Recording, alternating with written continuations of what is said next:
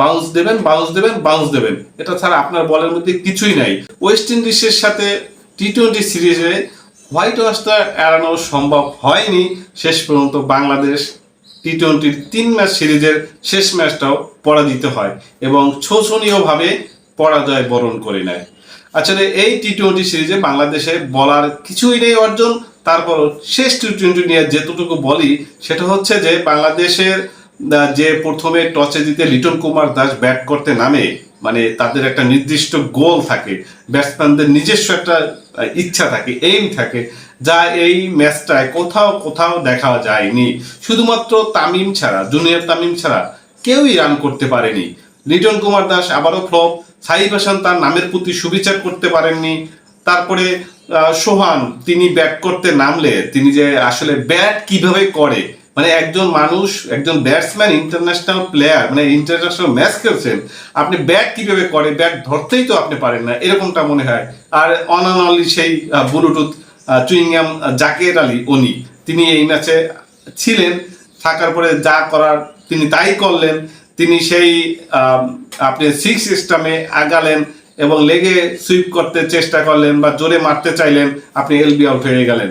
মানে এটাই আপনাদের ব্যাটিং ধরন, আপনাদের কোনো পরিবর্তন নেই। আপনাদের ব্যাট দেখলে যে মনে হবে আপনারা কোনো পরিবর্তন করতে যাচ্ছেন, সেটা আপনাদের দেখা যায়নি। তামিমের 88 রানের একটা সৌজন্যে, মানে 80 ঘরে যে তিনি যে রান করলেন, তিনি একটা সেঞ্চুরি করার একটা পসিবিলিটি তৈরি হলো, কিন্তু তিনি শেষ পর্যন্ত পারেননি। তাকে সঙ্গ দেওয়ার মতো এরকম ছিল না, তাই তিনি হিট করতে যেয়ে আউট হয়ে যান। তারপরে বাংলাদেশ একটা মোটামুটি স্কোর আসে, 151 রানের একটা স্কোর আসার পরে বাংলাদেশ যখন বোলিং করতে নামে, এত এত ক্যাচ ছাড়ার মহড়া দিয়েছে বাংলাদেশ, কখনোই মনে হয়নি এত বাজে ফিল্ডিং দিয়েছে। 4 হয়েছে, ফিল্ডিং স্লিপ ফিল্ডিং করেছে, বাজে ফিল্ডিং করেছে, তাতে কখনোই কারোর মধ্যে মনে হয়নি বাংলাদেশ এই ম্যাচটা আসলে জয়লাভ করতে চাচ্ছিল। না চাচ্ছিল বোলিংরাও, না চাচ্ছিল ফিল্ডিংরাও, এরকমটা মনে হয়েছে। সবাই ইজি ইজি ক্যাচ সব মিস করেছেন। আসলে স্কোর ঠিক করার সময় আমার কাছে কেন যেন মনে হলো বাংলাদেশ দল বা ম্যানেজমেন্ট চাইছিলই যেন তৃতীয় ম্যাচটা হেরে যাক, বা যারা বেঞ্চে বসেছিল এতদিন তাদেরকে আবার খেলতে নামানো হোক, অর্থাৎ রাগ করবে, এই জন্য তাকে অন্তত একটা ম্যাচ খেলানো, যে শরীফুলকে নামানো হলো, শেখ মাহাদিকে নামানো হলো।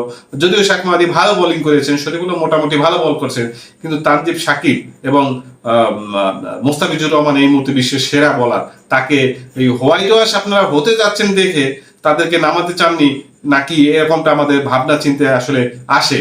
তাসকিন আহমেদের কথা আমি আগেও বলেছি, এখনো বলছি, আপনার বলের মধ্যে কোনো ভেরিয়েশন নেই। আপনার বল মুখস্থ বল, মানে আসবেন আর বল করবেন, বাউন্স দেবেন, বাউন্স দেবেন, বাউন্স দেবেন, এটা ছাড়া আপনার বলের মধ্যে কিছুই নাই।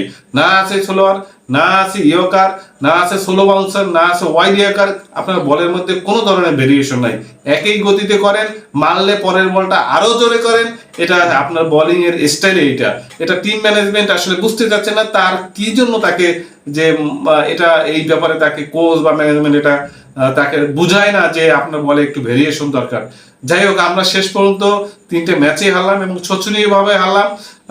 পরে ম্যাচের জন্য বাংলাদেশ দল যদিও এই হারের জন্য দর্শকরা ভুয়া ধ্বনি দিচ্ছে, কিন্তু বাংলাদেশ দলের সাথে সবসময় দর্শক থাকে মাঠে, যে তারপরও খেলা দেখবে, কারণ বাংলাদেশ দলের বাংলাদেশের সাপোর্টাররা খুবই আবেগপ্রবণ এবং খেলাকে খুবই পছন্দ করে, ভালোবাসে, তাই হয়তো ভুয়া ধ্বনি দেয়।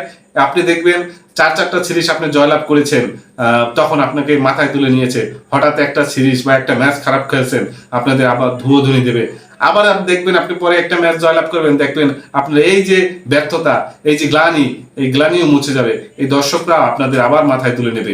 তো ভিউয়ার্স, সঙ্গে থাকুন আমাদের ইউটিউব চ্যানেলে, সাবস্ক্রাইব করে রাখুন, ফলো করে রাখুন আমাদের ফেসবুক পেজ। ধন্যবাদ।